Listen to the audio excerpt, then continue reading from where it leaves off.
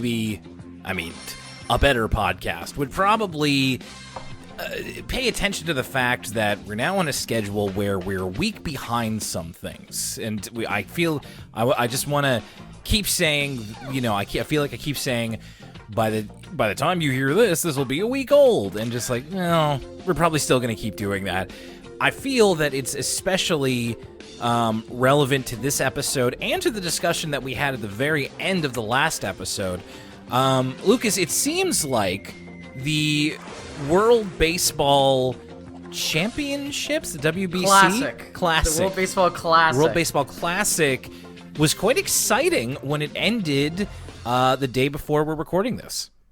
Yeah, Japan walked away with the big win, which is always kind of fun. Again, I'm actually not that much of a baseball expert, but I like paying attention to it because it's a weird group of countries in the World Baseball Classic. Not often do you get to see countries like Italy compete against like Israel or Puerto Rico. But props to Japan, because I can't remember the last time they won some sort of national sporting competition, and they beat the Americans at their own sport. So kind of a cool story, and I didn't watch the full thing, but I'm to understand it was a pretty exciting ending too. And I appreciate, Will, we were really distracted with there was other news that distracted us from our World Baseball Classic conversation last week, or 2 weeks ago rather. So I'm glad we've now come full circle with the World Baseball Classic. And as expected, my beloved Italia did not do so well, but that's okay. I was just even surprised that the Italians played baseball in the first place. Yeah, I wanted to make sure to give you a little bit of time for that as well, because, as you said, I was a little bit distracted in talking about that. So, I hope everybody who watched the World Baseball Classic had a good time, and congratulations to Japan. And welcome to Elwood City Limits, the episodic Arthur podcast, as we continue along Arthur Season 15. My name's Will Young with Lucas Mancini, and, World Baseball Classic's on the way. By the time you're hearing this, if you're on the free feed, we're in WrestleMania week. WrestleMania week is a week away for us here, so get ready for probably next episode. We'll be giving some very late WrestleMania predictions, but of course, the way to hear these as they occur, basically, is to become a patron at patreon.com/Elwood City Limits, because now we are releasing each episode of Elwood City Limits a week early for patrons. And we still have the evergreen Arthur content, but some of it, by the time you're hearing it on the free feed, may not be the most live and hot take that the most topical content that you may want. So it's pay what you want over at patreon.com/Elwood City Limits. Plus you get all kinds of other cool stuff, which we'll talk about later. So let me take just a moment and give some thanks out there to our patrons, such as Ian Collis and Light Relentless. Thank you for supporting the show, as well as to Macy Ball. Thank you. Andrew Power, friend of the show. Thank you for supporting us. Thank you very much to Lawrence, and thank you to Gabby S. and Veronica Tram. Thank you to Richard Mortimer and to Young Wee. Also want to say a special thank you of our patrons to RPG Fiend. You know why. Thank you very much. To Jenny Cardenas, big thank you. To Melissa H., thank you very much. And to our newest patron who just joined us, Nick Vuono. Thank you very much for supporting us and our Patreon. So we're going to be having a Patreon release coming up within the next week by the time you're hearing this, and we'll talk about that at the end of the show. I also want to say special thanks to Hannah Lee, who donated to my Ko-fi, which you absolutely don't have to do, but it is in my Twitter bio, so if you wanna. But please, if you're already a patron, please don't feel the need to do that, or, you can do whatever you want, but that was really nice, Hannah. Thank you very much. And also, if you want your voice to be heard on the air, ElwoodCityLimits@gmail.com to send us some correspondence. We don't have anything for this week, so just want to keep the reminder out there in case you're sitting on an email or want to talk about something that we've talked about on the show. So much like the WBC itself, we've got baseball blues here. That's the name of this. That's the name of this one. And we're certainly no stranger to talking baseball talking baseball on Arthur.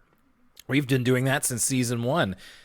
It all makes sense, Will. I was like, why is Will... He must really be interested in hearing why I was bringing up the World Baseball Classic. Why is Will bringing this up again a week later? Now I understand. It's because we're watching a baseball-themed Arthur episode and not the 2 Arthur episodes I watched. So I'm getting my double dose of Arthur. It's a big Arthur day for me. It's very rare that we accidentally watch different episodes. I think it might have happened only one time before, but it's easily remedied. The best thing about Arthur is that it's very quick. It's not like we're doing an episode of the podcast about like Star Trek or something where it's like, all right, see you in an hour, or about we watched the wrong movie or something. But exactly. I mean, we're not doing our Showa podcast. I didn't have to be like, okay, I'll see you in 8 hours. But I was interested in what you thought of how the WBC came to be. But yes, in terms of it did fit in with this episode quite well. Baseball Blues, which is a George episode. George is looking to make, we start off with a bit of an imagination as George is making his big league debut in like the major leagues of baseball. And of course, in his imagination, he's going to do very well. But it is his first day of Little League. And one thing of the baseball type scenes that we see, a lot of the narration, a lot of the commentary is done by Wally. So we've got a lot of Wally voice in this episode, doing the classic, almost stereotypical like baseball announcer type. And it's like George Lundgren's going up to the bat and da-da-da-da-da, like that sort of announcer type thing. It's mentioned in the cold open that George missed the age cutoff of Little League by 2 weeks. So this is the same baseball Little League that Arthur and his friends are playing in. It is a little bit different, I will say, because the team is called the Greeblings. So the Elwood City green-tailed grebe is something that kind of entered Arthur canon around the 100 years old episode, and then afterwards it's like, okay, so we have, the grebe is the animal, is the bird of Elwood City, the grebes are the baseball team, and now the Greeblings are their Little League team. Whereas before, I don't think that the Arthur team really had like a name or an identity. It was just kind of like the Lakewood Elementary baseball team. Yeah, it's like how here in Nova Scotia, there was the Dartmouth Whalers, kind of like named after the Hartford Whalers, but yeah, you take the name of the bigger major league team. So yeah, they're decked out in the grebe iconography, that classic puke green and yellow that we know and love of the Grebes. If we really wanted it to be like here in Nova Scotia, they'd be named after like the local Chicken Licken or something. True. Oh goodness. Like the Taters or something. The Elwood City Taters, because over here we have the Timbits. Well, that's mainly for soccer, and for hockey. We have little kids doing Timbits, which is based off of the Tim Hortons coffee and donut franchise. And this is the same team though, because Oliver Frensky is the coach here. Now, as always, and as has been the case for a long time on the show, not nearly enough Oliver Frensky, and he's nowhere near as wacky as he used to be, and I think to the detriment, but he is here. The conflict that we discover here is George is having his first day of Little League. He loves baseball, dude.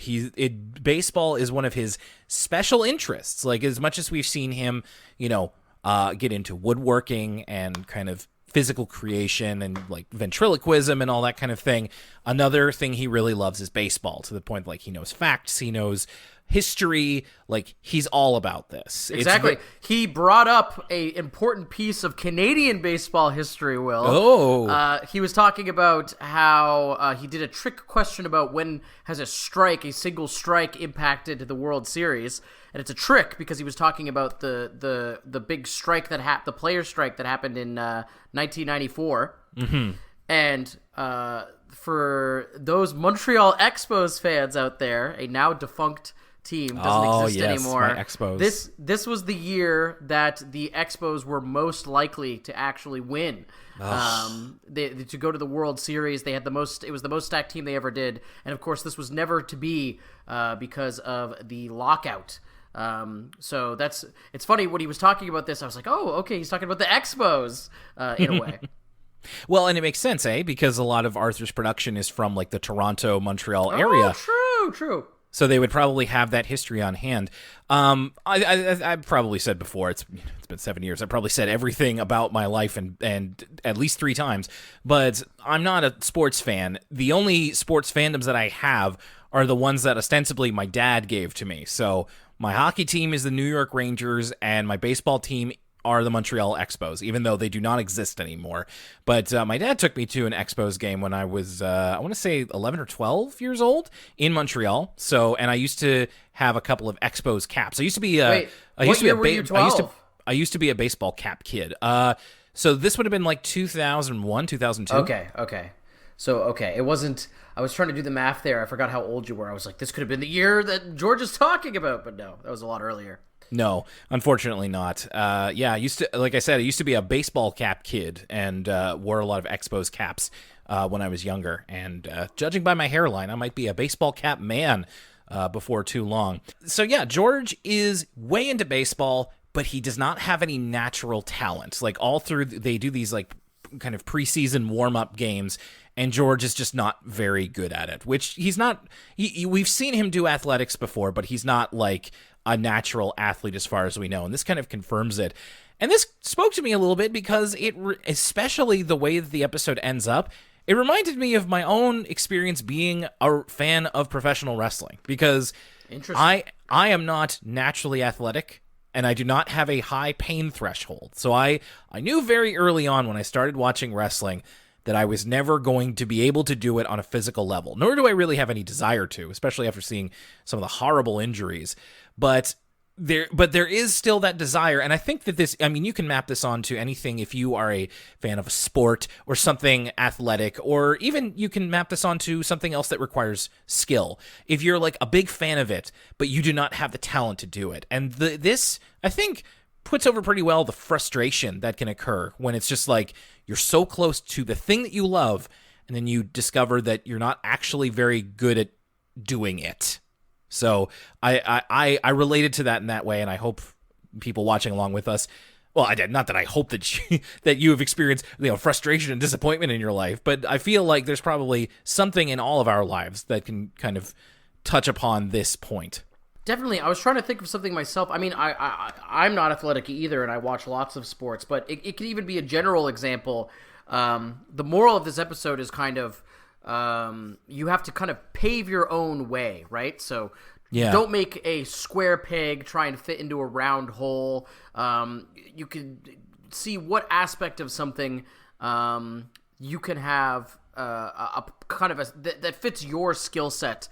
For instance, here's an example that relates to me, I guess. Yeah. Is I am not an artist, nor am I an animator, nor am I a professional writer, but I'm able to exercise my cultural critique, so to speak, by doing this podcast with you, Will. So that's one example of focusing on what I'm good at rather than trying to fixate on what I'm not. Sure, and exactly. Like I also realized early on that as much as I like movies and television, I'm not. My skill set is not to being a director. Like I'm not going to be a filmmaker, which is okay. And so a lot of it ends up being towards, like you said, critique. And I'm sure that a lot of people listening have similar experiences. And so George is frustrated. Arthur and Buster encourage him to kind of take this in stride. As Buster says when they kind of meet up later, George is very disappointed. He's a little heartbroken. And, Arthur is like, there was a lot of times, before we got started where a lot of us weren't any good. And Buster says, most of us still aren't any good. And it's important to remember that, these are kids playing baseball. They're not exactly supposed to be MLB level.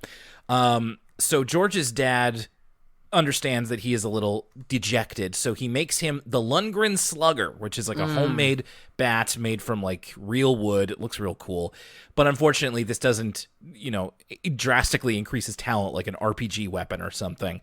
I also did want to mention here on the team, we see the names on the team on the clipboard.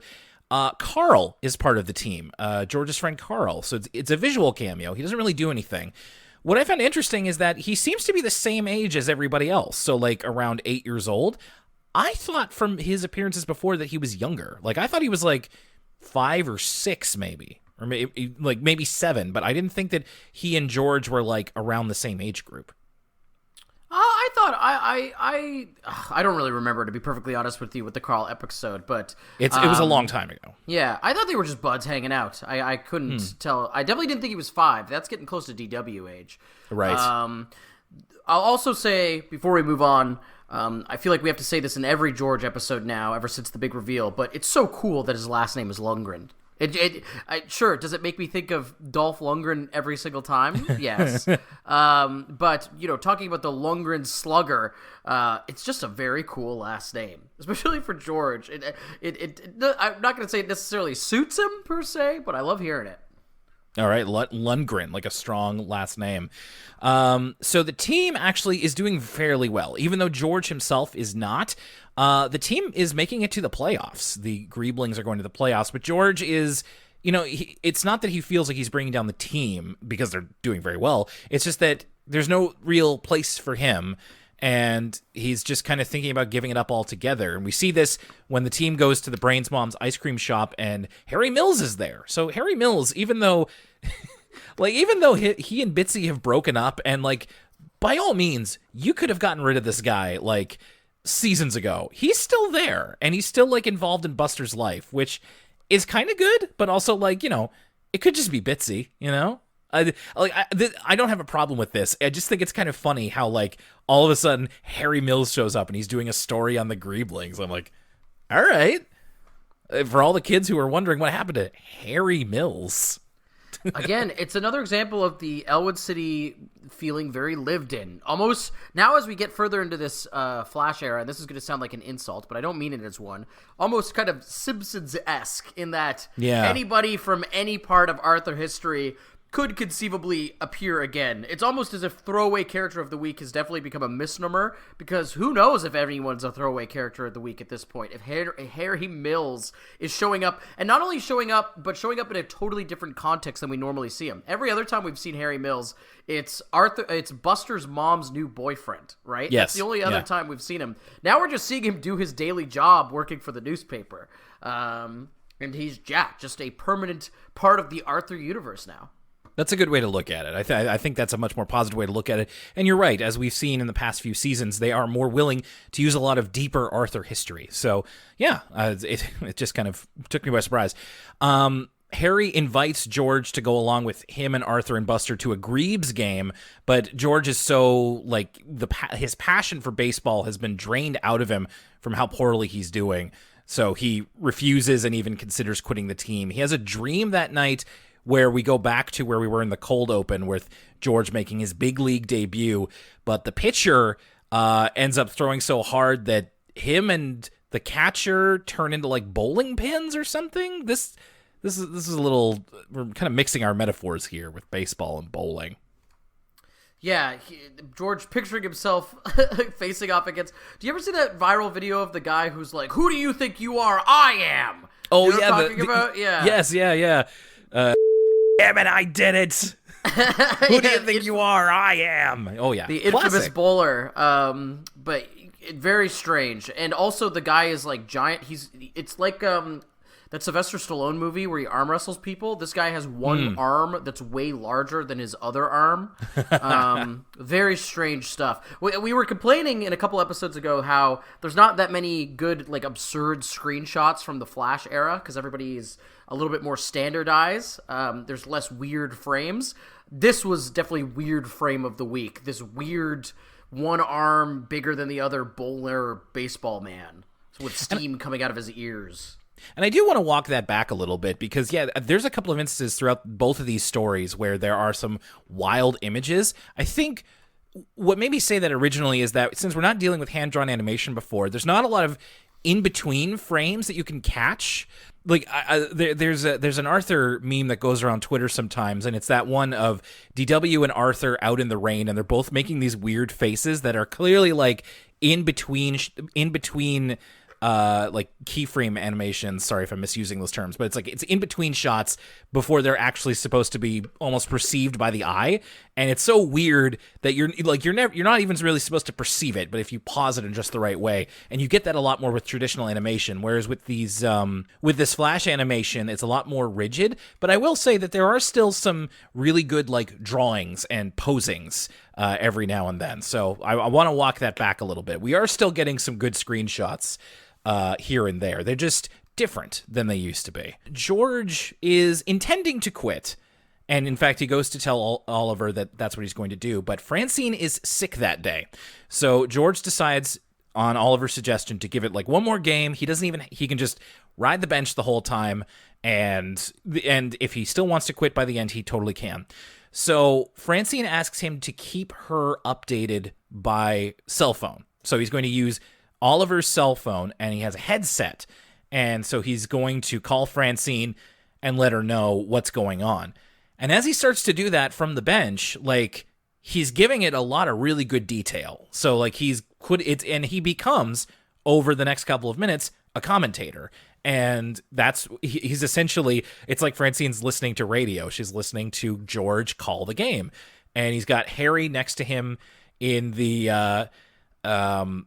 on the bench, and they are both kind of calling the game. He even like refers to Harry for just like, it's like, you ever seen anything like that, Harry? He's like, Harry's like his color commentator, and George is doing the play-by-play.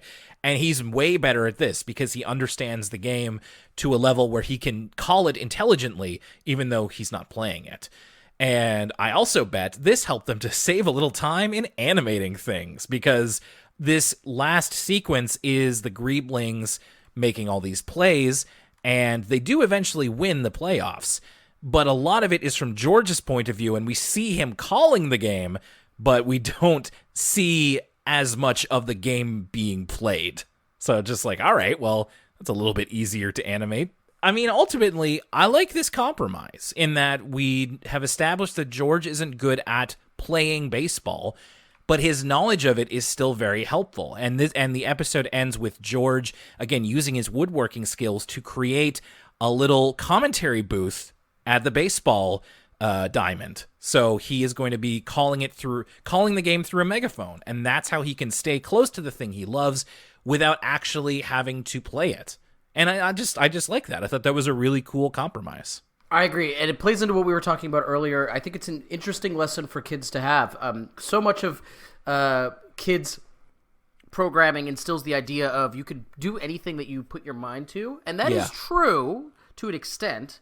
But there's nothing wrong with also encouraging folks to work within your innate skill set, okay? I don't know. I've seen this in my professional life, right? Like, I am better. I have a sales skill set, and so I work in a sales-adjacent job. But I found the one that I actually enjoy doing or is related to things that I enjoy, right? So I'm not saying that you have to pigeonhole yourself per se, but it's good to encourage kids to, like I said, don't force yourself to do something that is just simply beyond your means. A good example would be if you're 4'9", don't try and become a basketball player. It's just not going to happen for you, right? But if your passion is basketball, perhaps you could become a basketball commentator or podcaster or whatever. And there's many such cases. Earlier we were talking about this, I'm never going to be a musician, but I can still, enjoy music as a hobby, that kind of thing. So I think that's a positive message to give to kids. And I also think that, like, it'll help a lot of people out of a rut. You know what I mean? George isn't simply kind of just depressed that he can't play baseball. He's able to kind of still indulge in his passion just in his own particular way. And it was from the encouragement of somebody else, where it's like Oliver Frensky is not the type of guy to be like, you're no good, get off the team. He's going to encourage him to even just be there. And in being present, he's able to find this new role for himself. So it emphasizes the importance of like a nurturing adult presence to kind of, even if you feel like you're not contributing, even being there can be helpful. There's a comparison that I want to make with another Arthur episode to this one, but I'll save that for final thoughts. It's a little bit longer, so we'll keep going here. And now, a word from us kids. And now Not that we always have a lot to say about these ones. I just, this is very much, it is what it is. It's a second grade class showing off their talents and interests, which it's again, very much a throwback to like a season 1 Word From Us Kids, where it's like they literally did this thing. So it's like, one kid's good at baking, one can play piano, one can speak Arabic, a couple of them are good at drawing, one of them braids her hair, there are various sports that they're good at, and one kid's... A couple of them are really good at hitting dangles. Some kids showing off their hockey prowess. And then those kids are dusty. Anyway, are not dusty, rather. They're greasy. And then one kid is really into local history. He's very excited about it. He's just like again, it's like we're talking about special interests of just like this kid's like, I love local history. And it's just like, all right, that kid has found his niche. So yeah. And this is the one where it's just like, okay, I'm just going to note what we did. And it's not anybody's place to be like, that kid sucks at drawing or something. It's just like, no, it's just what they like to do and what they're good at. So it's very much, it is what it is. The only other note I have from this is at one point we see a kid playing with those wooden color-coded shape blocks, that was one of those memories I forgot I had. My classroom had those exact colored blocks, same color coding as well, and I hadn't thought about those in over, let's say, 25 years now, so a quarter of a century since I've last thought about those blocks. So it was good to have that pop back into my head. I'm sure I forgot something I learned recently because I remembered that.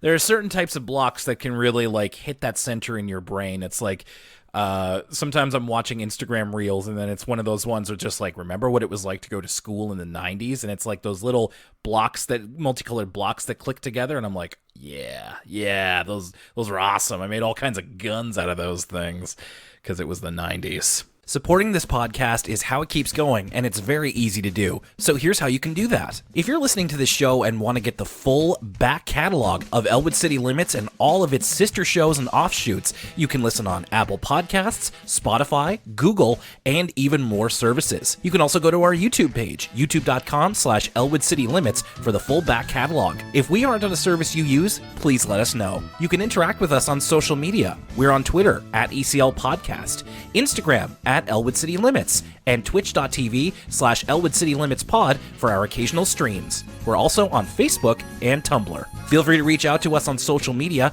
or you can email us, and your email might be read on the show, elwoodcitylimits@gmail.com. Finally, for exclusive content including entire side series like For the Kids, a PBS Kids podcast, and ECL Origins, subscribe to us for as little as $1 a month at patreon.com/Elwood City Limits. That's all for now. Thanks a lot for listening, and now back to the show. And now, back to Arthur. Well, from the title, I wasn't super enthused. Brain's Biggest Blunder, but at least it implies that Brain will be made low in some sense.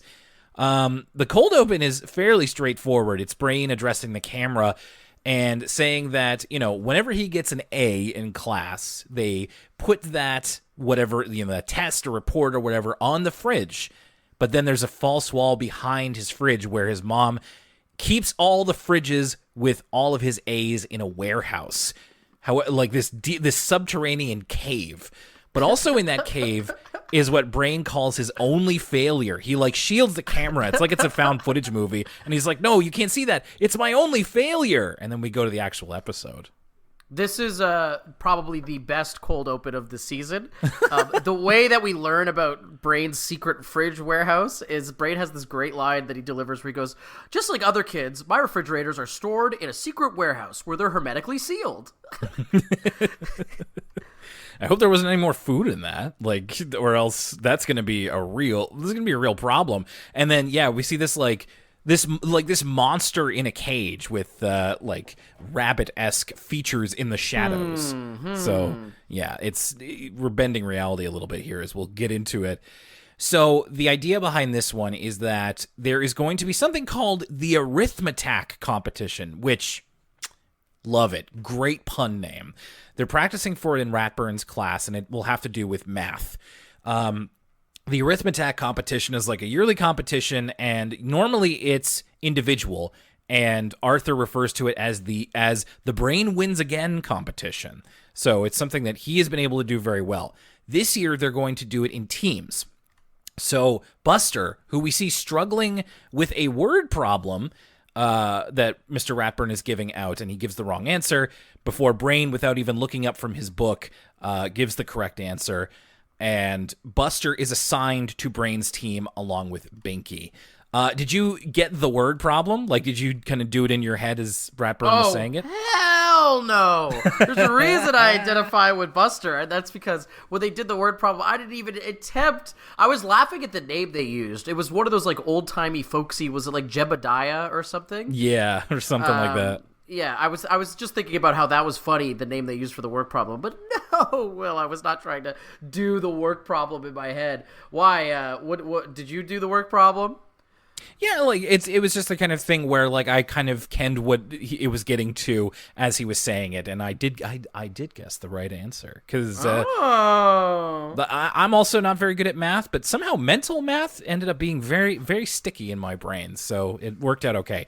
Yeah, Buster is not so good. By the way, Brain, like all of these teams have names. Brains is Brains Binomials, so that's him, Binky, and Buster. So he's aware that Buster is not very good, and he offers to tutor him, especially because Prunella and her team, which the Wizardly Order of the 4th grade, which ends up being her, Molly, and Rattles. Prunella gets real mouthy in this episode towards Brain. Like, her and Brain trading some promos back and forth about who's going to win the Arithmattack competition. But Buster is a little bit nervous about what Brain might want him to do. In fact, we see him at the lunch table after he watches the promo between Prunella and Brain, and he's accidentally buttering his hand.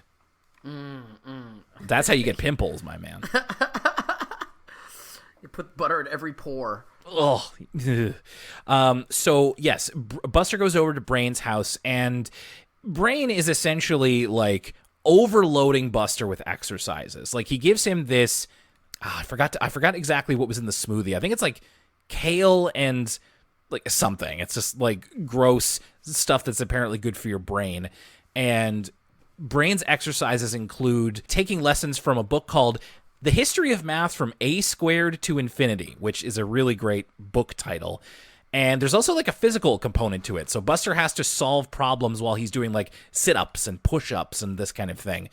And he never listens to, like, Buster keeps trying to be like, the one thing I have trouble with is, and then Brain bulldozes over him in favor of all these techniques that he wants to do to try to make Buster smarter and to help him with math. But it's not actually very good teaching. But Brain is convinced that he is convinced that Buster is going to be his greatest accomplishment. Like, making Buster smart is going to be the thing he's remembered for. As Buster walks away that night, Brain says, "There's a mathematician somewhere in that boy, and I'm going to find it." Just like, that boy. We all know that one white boy who don't play about his math, you know? Is this when Brain is talking to himself and he's like, "Oh, Brain, you're a pedagogical, jeez, I can't," it shows how smart I am. I can't even say these 4th grade words. Pedagogical. A pedagogical, oh my goodness gracious. Yes, what you said, Will. He calls himself a genius. Yes, you're a pedagogical genius. I actually just did a captioning session today on pedagogy, so I had to even I got tripped up. I kept saying pedagogical, and so it's not natural, the word pedagogy. So Brain imagines that he's going to be at this big acceptance ceremony for his genius because in his mind, he teaches Buster to calculate math so inherently well that he beats a robot called RoboCount, which is the world's most sophisticated supercomputer that is also like bipedal and has 2 arms, and they calculate like this incredibly difficult math equation, and Buster does it quicker. So that's what he is aiming to do with Buster. However, when they go into the first round of the Arithmattack, and I love saying Arithmattack, so I'm going to keep doing that, Buster really chokes on his question. So he doesn't know. Like, we see even the numbers kind of flow around his brain, and at some point he fully stops paying attention, which is just like, I'm pretty sure we've quote unquote known for a long time that Buster's ADHD is hell, or at least ADD. He's attention deficit something. And this is definitely proof of that. But Binky saves them from elimination. He does a little pirouette, and he gets the right answer. The team they're against, by the way, is called Steve's Square Roots. So that's Steve is a character that was named in the first season in the episode where Buster has trouble with, what is it? I don't remember the title of it, but it's the episode where Buster is having to study for that big test, the multiplication table test, and Steve shows up at his door, and he's like, I wish I could play, but I've got to study. And it's like that rabbit with glasses and like the orange sweater. So right. Steve's Square Roots win, but Brain's binomials are not disqualified. They get one more chance. Also in this scene, Buster is dressed like Brain. They have the exact same sweater combo on, the gray sweater and dark green slacks. Buster eventually is able to tell Brain that he's a bad tutor. Brain finds him later that day in the cafeteria. Arthur, and this again, pulling from Arthur's history, tries to tell him that Buster went home, but he's fiddling with his glasses, so that means he's lying. So Brain looks under the table, and Buster is hiding from him. And he's got all these ideas he wants to do later for tutoring, including asking Buster a multiplication question, and then if he gets it wrong, dumping water on his head. Which is Buster's... Seems like borderline torture, I think. This is like he's waterboarding him and asking him math questions. Listen, this is like when the cops pull you over and they make you do the alphabet backwards to prove that you haven't been drinking. Yeah. I can't do that on my best day, let alone in such a stressful situation. Now you're going to make me do math problems? You're going to dump water on my head? I just don't believe in this as a learning exercise. No, and it immediately sets Buster off because he's just like, no, this is stupid. You are a bad tutor. And Brain realizes that he has his methods just aren't working. And he has a nightmare that night so it's the same situation as before where he's at this like acceptance speech for, how he's trained Buster. But instead, Buster has morphed into this, as I called him, Hulkbuster, which for Marvel Comics fans, he's this giant, muscly, ogreish version of himself, who is literally like the Hulk version of himself because he's like, Buster no like math, and he starts like smashing the place up as well as RoboCount. So that's what Brain is. The Brain considers now that Buster is his greatest failure, and that he's going to become this like 8-foot tall muscle monster now, who's I don't know. But the Hulk Buster drawing was very interesting, and it's the rare part where Daniel Brochu doesn't have to do like an affected child's voice. He actually gets to go deeper for once. Brain's tutoring didn't work for Buster. Binky shows up at his house, and he's just like, Buster, we're gonna take a walk. And Buster thinks he's like, I don't know, going to be killed. So he tells his mom to give Arthur one of his Dark Bunny toys because apparently Binky, it's like the ending of Miller's Crossing, like he's gonna march him into the woods and like shoot him or something. But he actually takes him to the jungle gym, and Binky teaches Buster his method for how to internalize multiplication, and that's the problem that Buster has been meaning to tell Brain about, but keeps getting interrupted. Is that he has trouble with his multiplication tables. So Binky says that he had a similar problem to the point where he bashed his head into like the metal bars of the jungle gym, and we see like a Binky's head shaped indent on one of the bars. And the idea of his lesson is that Binky also used to have trouble with multiplication tables, but he used an example from his own life in order to internalize it. He's talking about how he was watching a ballet on TV, and one of the dancers fell, which caused them all to fall over, but they were grouped together in such a way that there were like 2 rows of 4 or 2 rows of 3, and that helped Binky to understand the idea behind multiplication tables. It helped to click. And what will help Buster is to relate it to something that he likes. So in this case, cakes.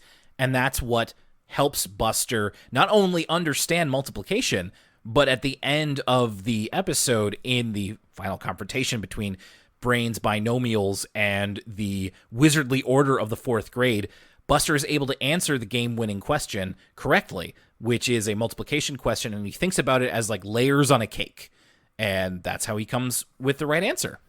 And by the way, I feel like all the other math questions, and maybe I was just paying less attention, but all the other math questions in this episode are significantly more difficult than 3 times 12. Like, Buster kind of lucked out. Like, sure, he came up with this useful mental exercise by picturing these layers on the cake to help him focus and sort of understand the mechanics of the math problem.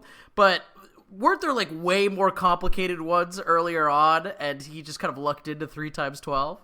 I think so. Like, I feel like there were, we were getting into like division, or maybe even doing some light algebra or something. So you're right. It is a little bit of a softball that Buster was lobbed. But he does get it correct. And by the end, Buster wants to teach Brain how to be able to teach. And he has his own ideas for how to do that. It made me think about how it's really hard, I think, for a lot of us to remember how we internalized a lot of mathematical concepts that we use, because I think sometimes it's easy to take for granted the fact that most of us, can multiply 2 numbers in our head and just kind of come away with it entirely. And sometimes it comes across in like those meme posts that you see of like, okay, so when you see 8 times 6 plus 4 minus 2, what happens in your head? And it turns out that like we all internalized our own ways to make it make sense to us, even if it doesn't make sense to other people. And that's illustrating this here, which is a good lesson to learn, is that even though we all learn the formulas, even though we all learn bed mass at some point in school, like eventually you just find a way that makes sense for you. The example I always like to go to is I will always remember what 8 times 8 is, because when I was practicing my multiplication tables at home with my family, we would use like flashcards. And the way I remembered that is 8 times 8 equals Nintendo 64. Oh, interesting. I'll never forget 8 times 8 for as long as I live, Will. Which related back to my interests, because I love Nintendo 64. So, I think that's, again, as with the baseball one, that's a cool lesson to impart, that learning looks different for everybody, and it's okay if you find something more helpful than another way. It just so happens that other way is like just, and I guess also introducing the idea of some people are just bad teachers, which is an interesting one to introduce kids to. There's not much else to say, right? That they're able to win the math competition because Buster has learned his own kind of learning style, for lack of a better term. And then at the end, we get kind of Buster. Brain didn't take this as so much of an insult, but he kind of suns Brain here with him being like, not only that, I had to learn from someone else who was a beginner, and I could even teach you how to tutor better. And Brain takes it really well in stride. He's like, oh, that's great. Instead of being like, what the hell? So kind of 2 interesting lessons imparted throughout this episode. Let's go back to Baseball Blues. What did you think of this one, Lucas? I thought Baseball Blues was a pretty good episode. Again, it's not like my favorite episode in the world, and during the actual baseball game itself, fake baseball fan over here, I was kind of bored during the actual hard action. Once I had realized, okay, George found his niche, and that's kind of the end of the story of the episode, but we still have to watch this baseball game that doesn't really pertain to anything play out. But that being said, I think that it is continuing the Arthur tradition of having morals and lessons that you don't see in other children's programming meant for this age group. And this was one that I think that a lot of adults could definitely, learn some lessons from, about trying not to, as Blade once said, mother effers always trying to ice skate uphill. And I think that rings true to a certain extent. You don't have to necessarily throw away your dreams, and if you work hard enough at something, you can do it. But it also pays to work smarter, not harder, and to find your skill set and to work within that skill set, which is I would say fairly wise advice for a TV show aimed at 6-year-olds, right? So it really surprised me. That being said, not the most entertaining episode of the planet. Would I ever rewatch it? Not necessarily.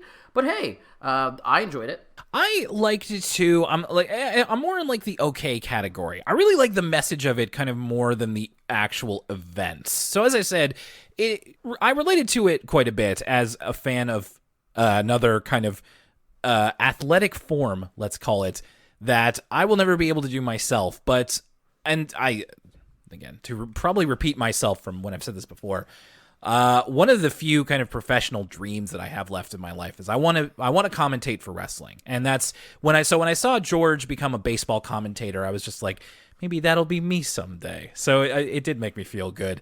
The actual construction of the episode is okay. At first, I was a little bit, in the first half of the episode, I was like, well, we already did the baseball episode where, like, back in season 1, Arthur makes the team. And that is very much, it's interesting to compare and contrast these two baseball episodes because you said, Lucas, you were saying that this is very like, the message here is that even if you aren't good at something, you can still bring yourself into that thing that you love and not, fit the square peg into the round hole.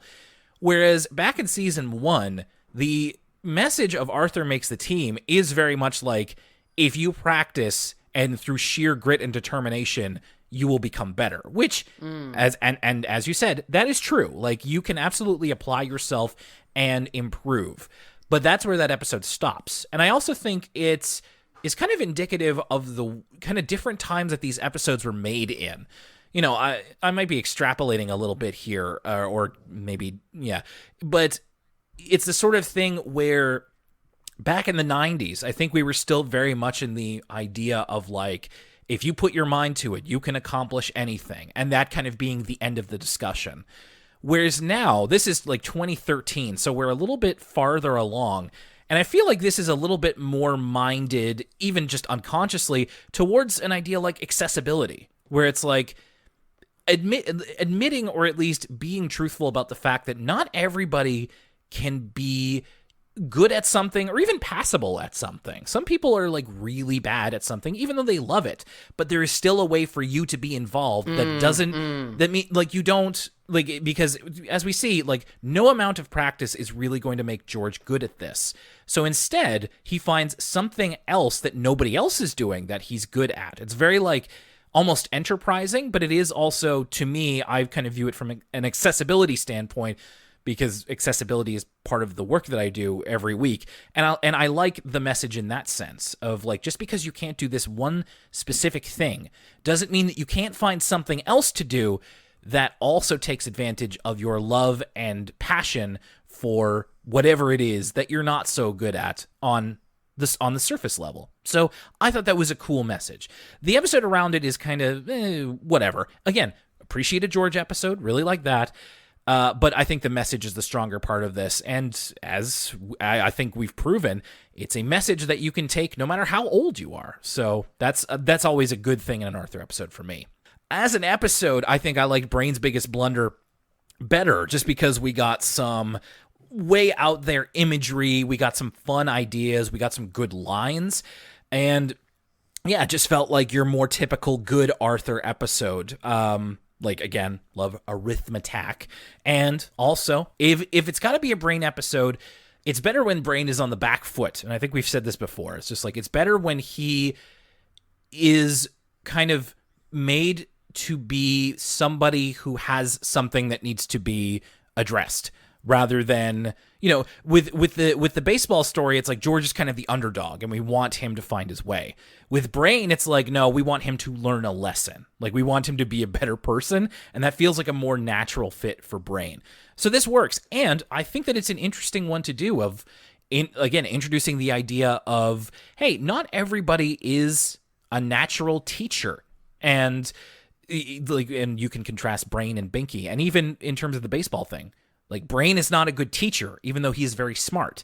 Binky is a better teacher because he actually has the experience to relate to the person he's trying to teach. And they say as much in the episode. And I think that's a really interesting concept to introduce, especially for a show aimed at children who don't necessarily have to think about this sort of situation. But it is valuable to know that, you can apply this to the teachers who would have direct authority over you at that age. But it's like, not everybody is going to be a great teacher. And also, if you find value learning in a different way than the way you are taught, that is also valid. And I think that that's also part of education conversations that we are having. Again, as opposed to when Arthur started in the 90s to now, with a bit more of a mind towards accessibility and understanding everybody's uniqueness in terms of how they learn or how they approach a certain activity. So, yeah, it's funny, the morals, the messages at the end go along with these very well in terms of pairing together as an episode. I totally agree, and I actually think that, I kind of have similar things to say about this episode, with the exception of kind of the more surreal elements, seeing the Monster Buster, seeing Brain's crazy fridge lair in the opening. I kind of have a similar feeling as this episode as the one preceding it, in that I think that the moral, kind of the note that the episodes end on, elevate the episodes as a whole. And in terms of the kind of A to B to C, the elements of the plot, it was kind of... I was kind of mentally checking out at a certain point because I could see the forest for the trees and I could see where it was going, especially with Buster getting thrown that softball at the end. 3 times 12, come on. But I totally agree that I think that these episodes are, again, another reminder that the Arthur writing is as strong as it's always been. And I think we've actually, it might have even, it's actually, to me, feeling stronger than it's been in years. These are a far cry than some of the baby episodes we had been dealing with near the end. All of our complaints about we're treading the same ground over and over again. These are episodes where it's not like they're doing anything kind of drastically different, but they've still been able to hit on morals and lessons that are very nuanced for their audience, and are morals and lessons that I'm not used to seeing in kids programming. And so I see these episodes and kind of this season thus far as a whole as a bit of a return to form in terms of the writing of Arthur. So exciting things to come. I agree. It's been great to kind of start at a little bit of an unsure footing on this season and then slowly get our groove back as we keep going along. It's been very enlightening and very encouraging as we go forward.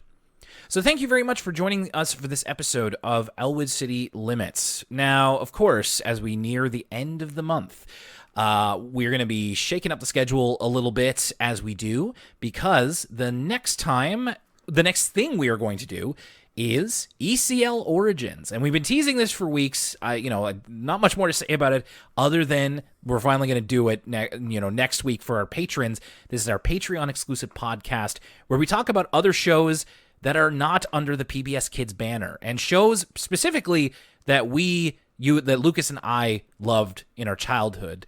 And I even got a little bit of watching this in last week. I watched an episode because I was just hankering. Sometimes I do that. Sometimes I throw on an episode of Sticking Around because I like it. So, I mean, mild spoilers for that episode, but there's going to be a lot to talk about because it's I just think I got to be careful. I got to preempt the conversation right here of just like, that's what we're going to talk about on Patreon. But I'm excited. I think we're both very excited about this episode.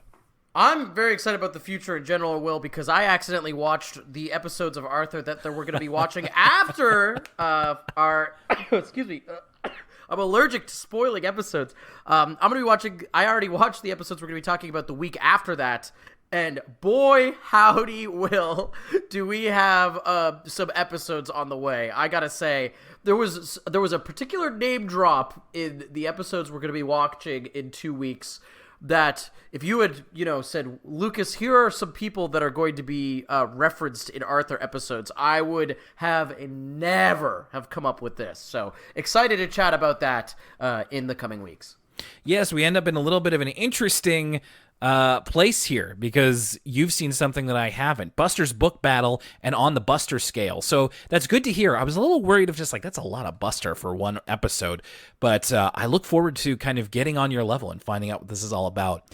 There's one last thing I want to say before we go, and that's a little plug for a friend's podcast here that I'm going to be a part of very soon. So, Doctor is somebody who has been on the show before. A lot of great podcasts that Doctor is a part of, including one of my favorites, which is Toon Suite, about the music of professional wrestling. But he has a whole podcast network, him and his friends, and they are doing a special Patreon exclusive podcast, and it's called The Wheel of Scooby-Doo. So they literally have like this digital wheel, and they keep spinning it. And they are going through all of the Scooby-Doo specials. So like those hour-long, direct-to-video, direct-to-DVD, one-off specials. They're doing all of them. And it's a really fun concept. And I said when he started, I asked like, hey, there's one that I have in mind. Can I be a guest on it? Because I've never guested on, well, I've been a guest on Toon Sweet before. But I was like, there's one that I have in mind, and I really want to be part of it. And he said, okay. So they're finally getting to it. So the wheel is Scooby-Doo. They spin the wheel to determine which Scooby-Doo movie they cover on their next episode. The next episode they're going to be doing is Scooby-Doo WrestleMania Mystery, and I'm going to be a guest on that show. I have seen Scooby-Doo WrestleMania Mystery. It is a hoot and a holler. Ooh, or I guess I'm if it's excited. I guess it's Scooby-Doo, a root and a roller. So you have got to check out their Patreon in order to listen to that episode. And I'm really excited. I'm going to be recording it soon. So check out their Patreon, sign up for access. You get access to a network of over half a dozen great podcasts. They've been doing this for over 10 years, way longer than we have. There's shows on One Piece, Gintama, Hunter x Hunter. There's a show on comic books. There's a show on Rugrats. There's a show on Tokusatsu. There's Toon Sweet, and there's way more. Go to patreon.com/SSAA network and sign up for their Patreon, and you can also get every episode of The Wheel of Scooby-Doo, including the one that I'm going to be on very soon. So hopefully you guys stop over. That's going to be coming soon, and I will make sure to make more noise about it on social media when it actually drops. But as we've already said, ECL Origins is coming up for patrons next week. Sticking around, we're going to be talking about that Canadian cartoon classic, and then ECL after that, Buster's Book Battle, and On the Buster Scale. Remember, if you're on the free feed, you're going to get a preview of the Sticking Around episode, and if you'd like to join us on Patreon, patreon.com/ElwoodCityLimits, it is pay what you want. So literally pay us even $1, and you get access to hundreds of hours of podcast and video content, including ECL Origins coming up real soon. But we will be getting back to Elwood City Limits in the month of April, around WrestleMania season. So whether you're hearing from us on ECL Origins, the next episode of Elwood City Limits, or even on the Wheel of Scooby-Doo very soon, thank you so much for listening to us. This has been Elwood City Limits, and we'll see you next time. I got ahead of myself. I'm not supposed to say that right now. I'm Will Young, and for Lucas Mancini, What do you have the most trouble with? Word problems, graphs, or sequencing? this was tough. There was a couple of times where I'm like, oh, that's what Lucas is going to say. Oh, no, that's what Lucas is going to say. And that was not one I thought you were going to say. So well done. Good on keeping me on my toes. Listen, I haven't been myself when it comes to the outro for the past couple weeks, so I had to have one ready to go this time. Oh no, I've ruined it. No, it's I already said we'll see you next time. So, Okay. Ruby Dooby Doo.